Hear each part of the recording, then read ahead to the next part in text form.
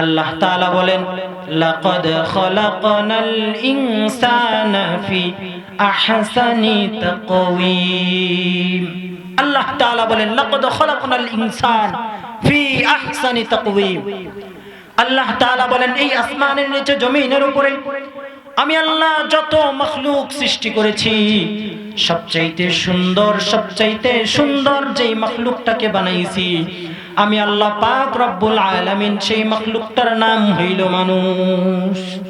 মুখতার খোদা তুমকো বানায়া, উম্মত के निगाहबान खुदा तुमको बनाया, उम्मत के निगाहबान खुदा तुमको बनाया। या रब मेरे आँखों में समा जाए मदीना, या रब मेरे आँखों में समा जाए मदीना। मुद्दत से मेरा दिल में तमन्नाए मदीना, मुद्दत से मेरा दिल में तमन्नाए मदीना। तलवार बकट हूँ के निकल मैदाने आस्ती, तलवार बकट हूँ के निकल मैदाने आस्तीर।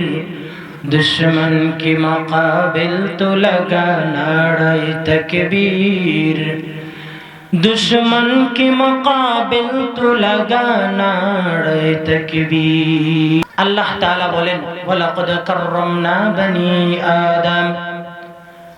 আল্লাহ তাআলা বলেন দুনিয়ার জমিনের মধ্যে আমি যতগুলো মাখলুক আল্লাহ তাআলা পাঠিয়েছি, আমি আল্লাহ দুনিয়ার জমিনের মধ্যে যতগুলো মাখলুক পাঠিয়েছি আল্লাহ তাআলা বলেন সবচেয়ে দামি মাখলুক আমি বনি আদমকে বানিয়েছি। আল্লাহ তাআলা বলেন ওয়ালাকাদ কাররামনা বনি আদম।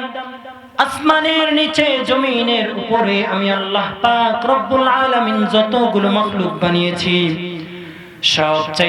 সবচাইতে দামি মর্যাদাবান মাখলুক হিসেবে আমি বনি আদমকে বানিয়েছি। আল্লাহ তাআলা বলেন ওয়ালাকাদ কাররামনা বনি আদম। বনি আদমকে আমি আল্লাহ সম্মানিত করে বানিয়েছি। আল্লাহ তাআলা বলেন বনি আদমকে সম্মানিত করে কেন বানাইলাম জানুনি? আল্লাহ পাক রব্বুল আলামিন পবিত্র কালামুল্লাহ শরীফের মধ্যে জানায় দেয় ওয়া মা খালাকাতুল জিন্না ওয়াল ইনসা ইল্লা লিয়াবুদুন। আল্লাহ তাআলা বলেন ওয়া মা খালাকাতুল জিন্না ওয়াল ইনসা ইল্লা লিয়াবুদুন। আমি আল্লাহ পাক রব্বুল আলামিন দুনিয়ার জমিনের মধ্যে জিন এবং ইনসানকে বানাই নাই। আল্লাহ তাআলা বলেন মা খালাকাতুল জিন্না ওয়াল ইনসা, আমি আল্লাহ পাক রব্বুল আলামিন জিন ইনসানকে বানাই নাই। আল্লাহ পাক রব্বুল আলামিন বলেন ইল্লা, তবে আমি আল্লাহ বানাইছি। দুনিয়ার জমিনের মধ্যে আমার বান্দাগুলো যতদিন থাকবে, দুনিয়ার জমিনের মধ্যে আমার বান্দাগুলো যতদিন হায়াত পাবে, দুনিয়ার জমিনের মধ্যে আমার বান্দাগুলো যতদিন জীবিত থাকবে, দুনিয়ার জমিনের মধ্যে আমার বান্দাগুলো যতদিন বিচরণ করবে, আল্লাহ পাক রব্বুল আলামিন বলেন ইল্লা লিয়াবুদুন, সবেমাত্র একমাত্র কেবলমাত্র ইবাদত চলবে আমি মাওলা। আল্লাহ তাআলা বলেন যতদিন বাঁচবা, দুনিয়ার জমিনের মধ্যে যতদিন থাকবা, একমাত্র ইবাদত চলবে আমি আল্লাহ। আল্লাহ তাআলার ইবাদত করা লাগবে। আল্লাহ তাআলা ইবাদত করার জন্য আপনাকে আমাকে সুন্দরভাবে সুন্দর চরিত্রের অধিকারী করে, আল্লাহ তাআলা সুন্দর গঠনের অধিকারী করে আল্লাহ রাব্বুল আলামিন দুনিয়ার জমিনের মধ্যে পাঠিয়েছেন। আল্লাহ তাআলা বলেন লাকাদ খলাকনাল ইনসানা ফি আহসানি তাকওয়িম। আল্লাহ তাআলা বলেন লাকাদ খলাকনাল ইনসান ফি আহসানি তাকওয়িম। আল্লাহ তাআলা বলেন এই আসমানের নিচে জমিনের উপরে আমি আল্লাহ যত মাখলুক সৃষ্টি করেছি সবচাইতে সুন্দর যেই মাখলুকটাকে বানাইছি আমি আল্লাহ পাক রব্বুল আলামিন সেই মাখলুকটার নাম হইল মানুষ। আপনি যদি পাহাড় পর্বত নদী নালার দিকে তাকান দেখবেন কত সুন্দর দৃশ্য। আল্লাহ পাক রব্বুল আলামিন গাছপালাকে সৃষ্টি করেছেন, কত সুন্দর দেখা যায়। বনের পশুগুলোকে কত সুন্দর দেখা যায়। চিড়িয়াখানায় ঢুকলে দেখা যায় পশুগুলো কত সুন্দর, কত সুন্দর করে আল্লাহ তাআলা বনের পশুগুলোকে বানিয়েছে।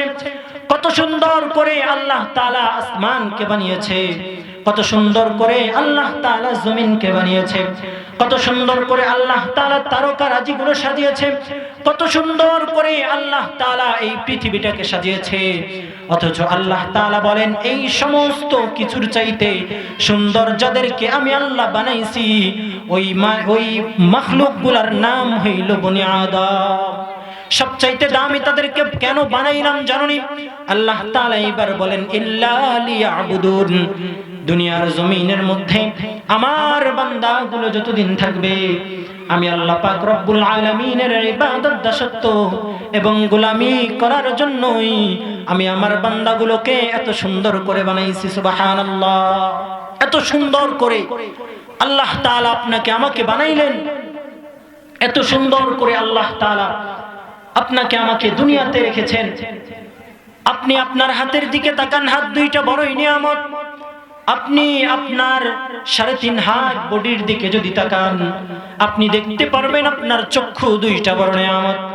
আল্লাহ তাআলা অন্য আয়াতের মধ্যে বলেন আফা হাসিবতুম আন্নামা খলাকনাকুম আবাসাও ওয়া আন্নাকুম ইলাইনা লা তুরজাউন। আল্লাহ তাআলা বলেন আফা হাসিবতুম আন্নামা খলাকনাকুম আবাসা। এরে বান্দা তুমি কি ধারণা করছো, তুমি কি মনে করতেছো আমি আল্লাহ পাক রব্বুল আলামিন তোমাকে দুনিয়ার জমিনের মধ্যে পাঠিয়েছি এমনি এমনি? আল্লাহ তাআলা বলেন আফা হাসিবতুম, তুমি কি মনে করতেছো, তুমি কি ধারণা করতেছো আন্নামা খলাকনাকুম আবাসা, নিশ্চয়ই আমি আল্লাহ পাক রব্বুল আলামিন তোমাকে দুনিয়ার জমিনের মধ্যে সুন্দর আকৃতি দিয়ে দুনিয়ার জমিনের মধ্যে পাঠিয়েছি এমনি এমনি। আমি এমনি এমনি তোমাকে পাঠাই নাই। ওয়া আন্নাকুম ইলাইনা লা তুরজাউন। আল্লাহ তাআলা বলেন তুমি কি মনে করতেছো আমি আল্লাহ পাক রব্বুল আলামিনের কাছে তুমি ফিরে আসবা না? আল্লাহ তাআলা বলেন তুমি কি মনে করতেছো তোমাকে দুনিয়ার জমিনের মধ্যে আমি আল্লাহ তাআলা পাঠিয়েছি এমনি এমনি তোমাকে আমি 3 বেলা খাবার তৌফিক দিয়েছি? এমনি এমনি কি আমি আল্লাহ পাক রব্বুল আলামিন তোমাকে 2টা হাত 2টা সুস্থ সবল পা দান করেছি? আরে বান্দা না না, এমনি এমনি আল্লাহ এই সব দেয় নাই। আল্লাহর ইবাদত দাসত্ব গোলামি করার জন্য আল্লাহ পাক রব্বুল আলামিন আমাদেরকে এত বড় নিয়ামত দান করেছে। এত কিছু দান করার পর আল্লাহ তাআলা আমাদেরকে বলতেছেন ইন্নাল্লাযীনা আমানু ওয়া আমিলুস সালিহাতি কানাত লাহুম জান্নাতুল ফিরদাউসি নুজুলা।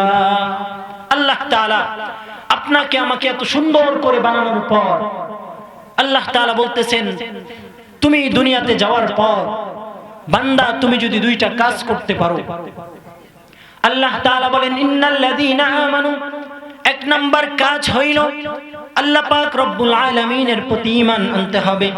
2 নাম্বার কাজ হইল ওয়া আমিলুস সালিহাত। আল্লাহ তাআলা বলেন ঈমান আনার সাথে সাথে কোন বান্দা যদি আমার নেক আমলগুলো আমি আল্লাহ পাক রব্বুল আলামিনের বিধান অনুযায়ী চলতে পারে, আল্লাহ তাআলা বলেন ওই বান্দাগুলোর জন্য আমি আল্লাহ পাক রব্বুল আলামিন জান্নাতের ব্যবস্থা করে রেখেছি। বলি সুবহানাল্লাহ। আল্লাহ তাআলা জান্নাতের ব্যবস্থা করে রেখেছে। আপনি আমি দুনিয়ার জমিনে আসার পর ঈমান এনেছি, ঠিক আছে, ঈমান আনার পর ঈমান আনার সাথে আরেকটা কাজ করা লাগবে। বুঝে থাকলে বলবেন ওই কাজের নাম কি? নেক আমল। নেক আমল আপনার আমার করতে হবে। নেক আমল করে আপনি আমি যদি আল্লাহ পাক রব্বুল আলামিনের ডাকে সাড়া দিয়ে চলে যাইতে পারি, আল্লাহ তাআলার জান্নাত আপনার আমার জন্য বরাদ্দ করে রেখেছেন। বলি সুবহানাল্লাহ। এই নেক আমল আপনার আমার করতে হবে। জান্নাত পাইতে চাইলে নেক আমল করতে হবে। অথচ আজকে আমরা জান্নাত পাইতে চাই, ঠিক আছে, নেক আমলের ধারের কাছেও নাই। এজন্য নেক আমল, ঈমান আনার পর নেক আমল অত্যন্ত জরুরি একটা বিষয়। নেক আমল আপনার আমার করতে হবে। আপনাকে আমাকে আল্লাহ তাআলা শয়তানের সাথে চ্যালেঞ্জ করে দুনিয়ার জমিনের মধ্যে পাঠিয়েছেন। আল্লাহ তাআলা যখন শয়তানকে বিতাড়িত করে দিল, আল্লাহ রাব্বুল আলামিন যখন শয়তানকে বলল, শয়তান সহ সমস্ত ফেরেশতাকে আল্লাহ তাআলা যখন বলল, সবাই মিলে এই আদমের পায়ে সিজদা করো, সবাই সিজদার মধ্যে লুটিয়ে পড়েছে। শুধুমাত্র একমাত্র ইবলিস ব্যতীত সমস্ত ফেরেশতাগণ আদমের পায়ে সিজদায় লুটিয়ে পড়েছে। শয়তান অহংকার করে আদমের পায়ে সিজদা না করে আল্লাহকে বলতে লাগলো, আল্লাহ, আমি আল্লাহ, আমাকে তো আপনি বানিয়েছেন নূর দিয়ে, আমাকে তো আপনি বানিয়েছেন আগুন থেকে, আগুন থেকে আপনি আমাকে বানিয়েছেন। আমি একজন আগুনের তৈরি মানুষ হয়ে, আগুনের তৈরি একজন মাখলুক হয়ে কিভাবে আমি আপনার মাটির তৈরি আদমের পায়ে সিজদা করব? বলি না নাউজুবিল্লাহ। তখন আল্লাহ পাক রব্বুল আলামিন ওই শয়তানকে বিতাড়িত করেছে, ওই শয়তানকে অভিশপ্ত করেছে। ওই শয়তানকে অভিশপ্ত করার পর শয়তান আল্লাহ পাক রব্বুল আলামিনকে বলতে লাগলো, আয় আল্লাহ, আপনি তো আমাকে অভিশপ্ত করে, আপনি তো আমাকে অভিশপ্ত করে, আপনি তো আমাকে অভিশপ্ত করে দামি ফেরেশতাদের মাঝখান থেকে আপনি আমাকে চিরস্থায়ী জাহান্নামী বানিয়ে দিয়েছেন। আল্লাহ পাক রব্বুল আলামিন, আপনি শুনে রাখেন, আমি দুনিয়ার জমিনের মধ্যে আপনার একটা বান্দাকেও আপনার নেক আমল করে জান্নাতে যাইতে দিব না। শয়তান চ্যালেঞ্জ করলো আল্লাহর সাথে। আল্লাহকে বলছে, আল্লাহ, আপনি তো আমাকে অভিশপ্ত করেছেন, আমি আল্লাহ পাক রব্বুল আলামিন, আপনি তো আমাকে অভিশপ্ত করেই ফেলেছেন, একটা বান্দাকেও আমি আপনার সঠিক পথে চলতে দিব না। আল্লাহ তাআলা ওই সময় শয়তানকে বলেছে, তুমি আমার বান্দাকে যতই গুনাহ করাও না কেন, তুমি আমার বান্দাকে যতই ধোঁকা দাও না কেন, আমার বান্দা যদি পাহাড় পরিমাণ গুনাহ করে ফেলে, আমার বান্দা যদি সমুদ্রের ফেনা পরিমাণ গুনাহ করে, করার পরে যদি সেই বান্দা অনুতপ্ত হয়ে আমি মালিকের কাছে তওবা করে, আমি মালিক তার तमाम জীবনের গুনাহগুলোকে maaf করে দিব। বলি সুবহানাল্লাহ। আল্লাহ তাআলা বলেন, ইয়া আইয়ুহাল্লাযীনা আমানু তুবু ইলাল্লাহি তাওবাতান নাসুহা। আল্লাহ পাক রব্বুল আলামিন বলেন, হে ইমানদার বান্দাগণ, দুনিয়ার জমিনের মধ্যে যাওয়ার পর তুমি শয়তানের ধোঁকায় পড়ে, শয়তানের ধোঁকায় পড়ে, শয়তানের ফাঁদে পড়ে, শয়তানের প্ররোচনায় পড়ে তুমি দুনিয়ার জমিনের মধ্যে আমি মালিককে ভুলে অনেক গুনাহের মধ্যে লিপ্ত হয়ে যাবা। অনেক গুনাহের কাজ তুমি করে ফেলবা, অনেক গুনাহের কাজের মধ্যে তুমি লিপ্ত হয়ে যাবা।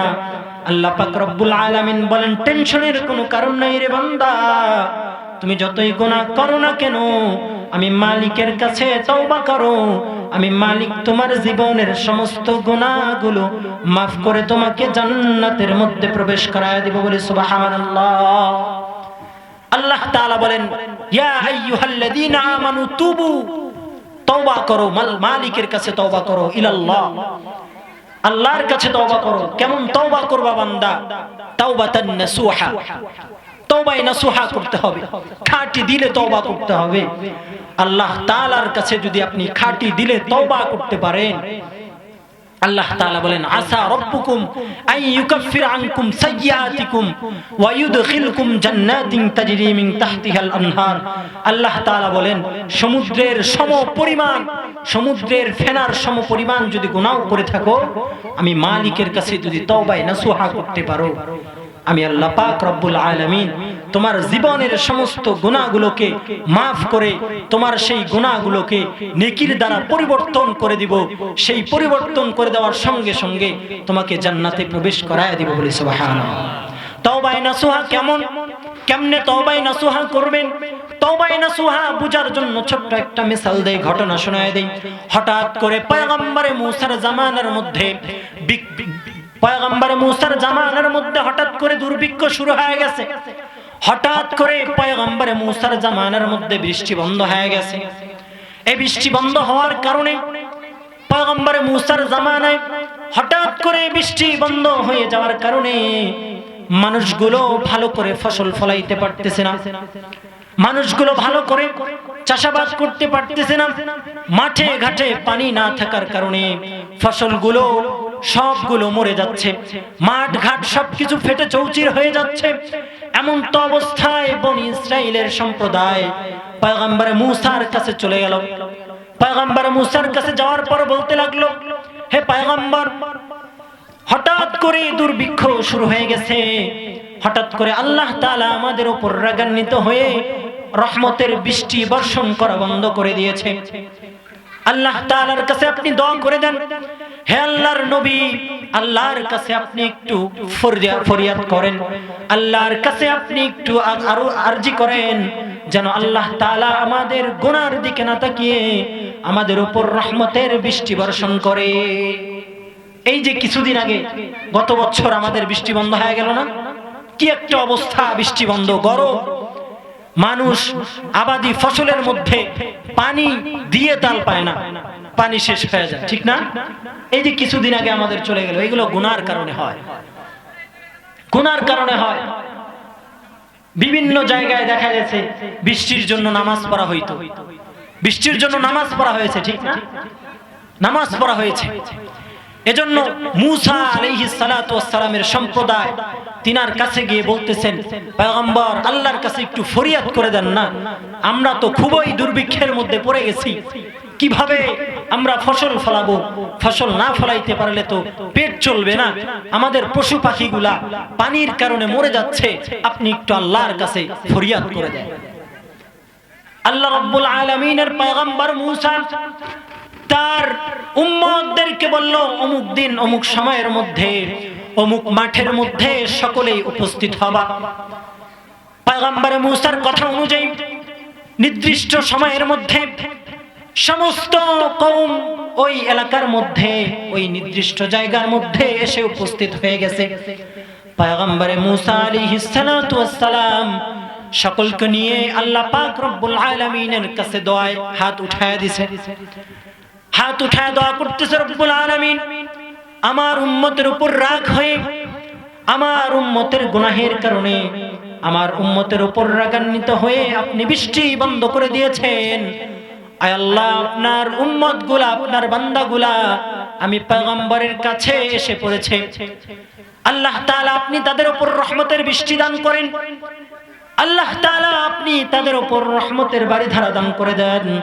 আল্লাহ পাক রব্বুল আলামিন পয়গম্বরের কাছে ইলহাম নাজির করে জানায় দেয়, ও পয়গম্বর, তোমার এই মজলিসের মধ্যে এমন একটা লোক আছে যেই লোক বের হওয়া আগ পর্যন্ত আমি আল্লাহ পাক রব্বুল আলামিন কোন ব্যক্তির দোয়াকে কবুল করব না, বলে নাউজুবিল্লাহ। আল্লাহ তাআলা পয়গম্বর মূসার কাছে জানায় দিল, পয়গম্বর, এমন একটা লোক আপনার মজলিসের মধ্যে আছে যে লোকটা আমার নাফরমানি, যে লোকটা আমার অবাধ্য হইতে হইতে লিমিট ক্রস করে ফেলেছে, এই ব্যক্তি যদি এই মজমার মধ্যে থাকে আমি আল্লাহ পাক রব্বুল আলামিন আপনার দোয়াকে কবুল করব না। কত বড় কথা!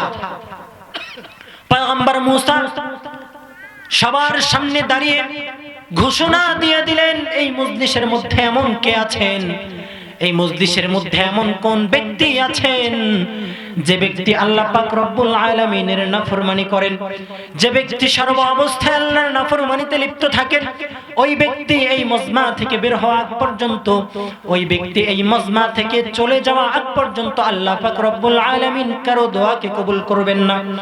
এইভাবে পয়গম্বর যখন ঘোষণা দিতে লাগলো, ওই ব্যক্তি মনে মনে তো বুঝতে বাকি নাই, মনে মনে আল্লাহ পাক রব্বুল আলামিনের কাছে মাপ চাওয়া শুরু করে দিল, কান্নাকাটি করা শুরু করে দিয়েছে।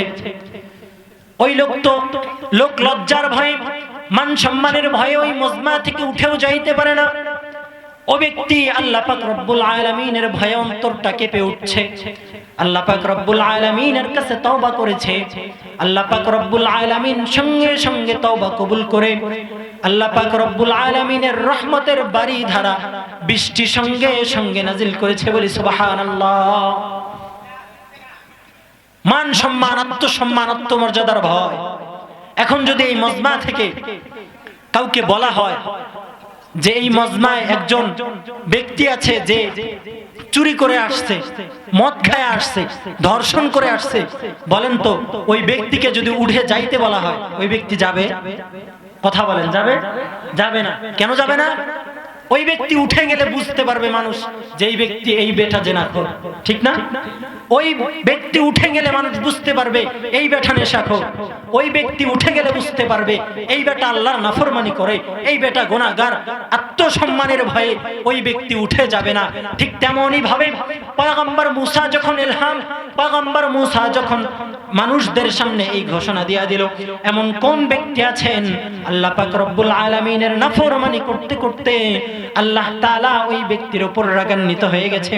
আল্লাহ তাআলার নাফরমানি লিমিট ক্রস কে করে ফেলেছেন, আপনি এখান থেকে উঠে যাওয়া পর্যন্ত আল্লাহ পাক রব্বুল আলামিন কারো দোয়াকে কবুল করবেন না। ওই ব্যক্তি মান সম্মানের ভয়ে, ওই ব্যক্তি আত্মমর্যাদার ভয়ে তাকে মানুষ চিনে ফেলবে, গুনাহগার বলে আখ্যায়িত করবে। ওই ব্যক্তি যদি ওইখান থেকে উঠে যায় তাকে সবাই গুনাহগার বলে ডাকবে, তাকে সবাই খারাপ দৃষ্টিতে দেখবে, তাকে সবাই খারাপ নজরে দেখবে। এই ভয়ে আল্লাহ পাক রব্বুল আলামিনের কাছে এমন ভাবে তওবা করেছেন, ডাক দিয়ে বলেছেন, রব্বুল আলামিন আরশের মালিক, আপনি তো কালামুল্লাহ শরীফের মধ্যে বলেছেন, আপনি তো পবিত্র কোরআনের মধ্যে বলেছেন, আপনি তো পবিত্র কোরআনে হাকিমের মধ্যে বলেছেন, বান্দা তুমি যদি পাহাড় পরিমাণ গুনাহ করে থাকো, বান্দা তুমি যদি পাহাড় পরিমাণ গুনাহ করে থাকো, পাহাড় পরিমাণ গুনাহ করার পর যদি তোমার দিলের মধ্যে, তোমার অন্তরের মধ্যে, তোমার দিলটা, তোমার অন্তরটা নাড়া দিয়ে ওঠে, তুমি আমি মালিকের কাছে যদি তওবা নসুহা করো, আমি আল্লাহ পাক রব্বুল আলামিন তোমার জীবনের সমস্ত গুনাহগুলো মাফ করে দিয়ে জান্নাতে ঢুকায় দিব, বলে সুবহানাল্লাহ। এজন্য ওই ব্যক্তি এই আয়াতের দিকে লক্ষ্য করে আল্লাহ পাক রব্বুল আলামিনের কাছে খাঁটি তওবা করেছে, মাওলা হে, আমি যদি এখান থেকে উঠে যাই, মানুষ তো আমাকে খারাপ দৃষ্টিতে দেখবে, মানুষ তো আমাকে কুনজরে দেখবে, গুনাহগার বলে আমাকে ডাকবে, মানুষ তো আমাকে গুনাহগার বলে চিনে ফেলবে, আমাকে মানুষ আপনার অবাধ্য বান্দা হিসেবে চিনে ফেলবে।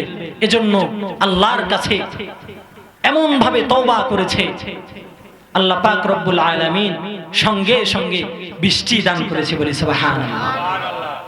বৃষ্টি দান করার সঙ্গে সঙ্গে পয়গম্বর মুসা আল্লাহ তাআলাকে বলেন, আল্লাহ, একটু আগে আপনি বললেন এই মজমা থেকে যদি ওই গুনাহগার ব্যক্তি বের হয়ে না যায় তাহলে আপনি বৃষ্টি দান করবেন না।